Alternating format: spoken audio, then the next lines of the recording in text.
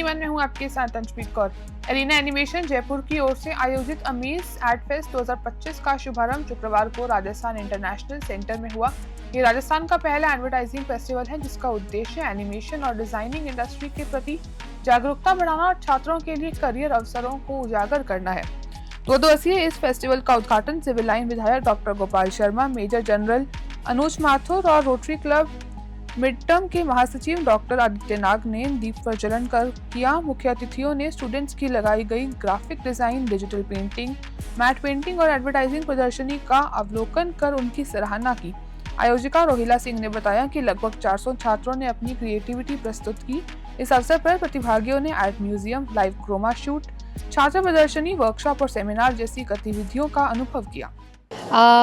इस बार राजस्थान में पहली बार एक एड फेस्ट हुआ है, एडवर्टाइजिंग फेस्टिवल। राजस्थान का पहला एडवर्टाइजिंग फेस्टिवल हम लोगों ने ऑर्गेनाइज़ किया है जिसमें हमने इंस्टॉल किया है एड म्यूज़ियम। किसी भी आप म्यूज़ियम में जाते हैं तो उसमें मेजरली आप पुरानी चीज़ों के बारे में जानते हैं, समझते हैं और देखते हैं।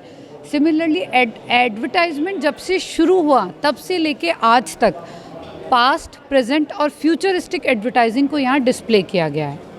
और क्या कुछ खास इस बार की अमेज में होने? इस बार के अमेज में सबसे इम्पॉर्टेंट है एक न्यूज़ अखबार जो होता है। हम सब फैमिलियर हैं अखबार को लेकर के, लेकिन आज की नई जनरेशन अखबार देखती है डिजिटली। मैं कहीं ना कहीं उनको ये रियलाइज़ कराना चाहती हूँ कि सुबह के टाइम जब अखबार के पन्नों को आप पलट करके अखबार पढ़ते हो तो उसकी वैल्यू ही अलग होती है। एक अखबार के ऊपर मूवी है और एक जयपुर का हिडन टेम्पल जगत शिरोमणि मंदिर जिसके ऊपर हम लोगों ने ये मूवी बनाई है। तो ये खास चीज़ें हैं। दूसरी खास बात है एड म्यूज़ियम।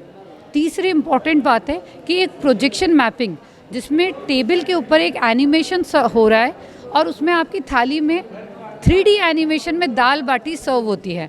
सो वो अपने आप में एक डिफरेंट एक्सपीरियंस है जिसको आप एक बार एक्सपीरियंस करेंगे तभी समझ पाएंगे। मैम, इस इंडस्ट्री के अंदर नई टेक्नोलॉजी से जितने ज़्यादा फैमिलियर होते हैं वो तो है ही सही, लेकिन AI के आने के बाद में कई चीज़ें चेंज हुई है। अब बच्चे कोडिंग भी AI से कर रहे हैं, तो आपके हिसाब से ये कितना सही है? देखिए, समय के साथ टेक्नोलॉजी बदलती है। कोई भी जब नई चीज़ आती है तो उसके अच्छे और बुरे दोनों पहलू होते हैं। मैं एक चीज़ याद दिलाना चाहूँगी कि जब पहली बार कंप्यूटर अपने इंडिया में आया तो ये बात बहुत तेज़ी से फैल गई थी कि अगर कंप्यूटर चलेगा तो किसी भी हालत में हम लोग बेरोज़गार हो जाएंगे, हमारी नौकरियां चली जाएंगी। बट आज ऐसा नहीं है। आज हर किसी के लिए इम्पॉर्टेंट है कंप्यूटर।